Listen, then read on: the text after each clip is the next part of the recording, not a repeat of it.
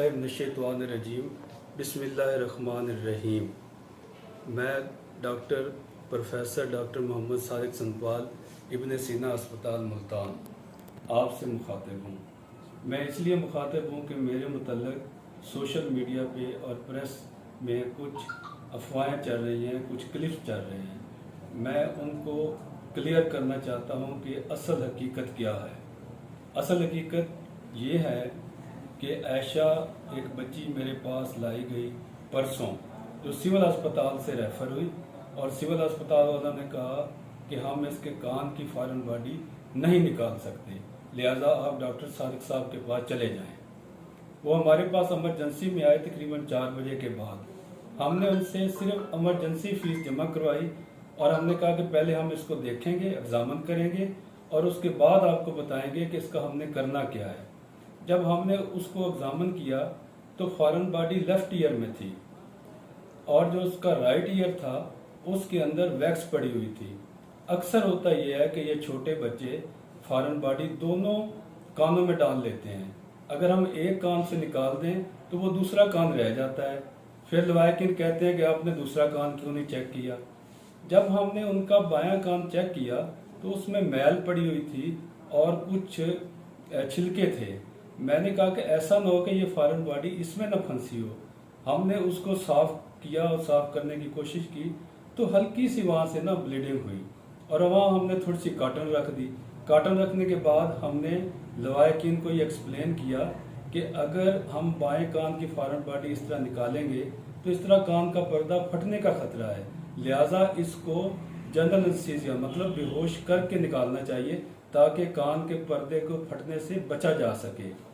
और जो बायां कान है उसको हमने साफ़ किया है और साफ़ करने के दौरान हल्की सी उसमें ब्लीडिंग हुई है जिसका कोई मसला नहीं है और हम उसका आपको दवाई लिख कर देते हैं।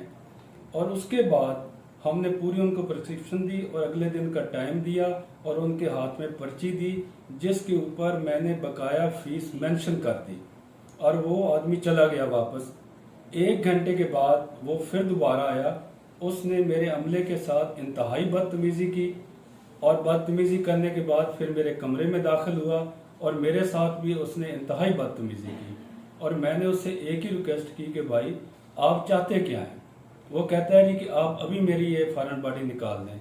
मैंने कहा इस तरह नहीं निकाली जा सकती, बगैर फॉरेन बॉडी निकाले आप हमसे ये सलूक कर रहे हैं।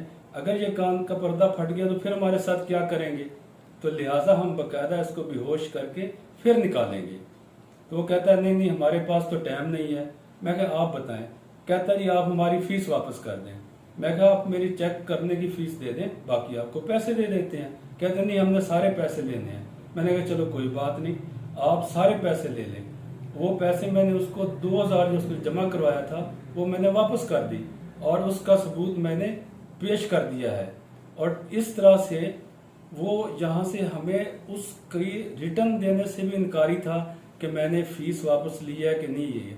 उसके बाद वो हमारा क्लिनिक छोड़कर चला गया और उसके आगे जाके उसने सोशल मीडिया के ऊपर मेरे मुतल्लिक़ जो गलत बयानी की, जो गलत अफवाहें की और फिर सोशल मीडिया के कुछ मेरे दोस्तों ने उसके क्लिप्स चलाए। लेकिन मैं अल्लाह का शुक्र अदा करता हूँ कि फिर भी मेरे बहुत अच्छे दोस्त और करीबी जिन्होंने मुझसे रब्ता किया और रब्ता करने के बाद उन्होंने मुझसे पूछा कि असल हकीकत क्या है। और ख़ासकर लोधी साहब हैं और उसके बाकी साथी हैं और ये पूरा ग्रुप मेरे पास इस वक्त क्लिनिक में मौजूद है और उनके सामने मैं अपने ये बयान रिकॉर्ड करा रहा हूँ। और शुक्र अल्हम्दुलिल्लाह कि मैं इसमें कोई गिल्टी नहीं हूँ और आप हकीकत समझें और जो खबरें दी जा रही हैं वो बिल्कुल गलत है। शुक्रिया, अल्लाह हाफिज़।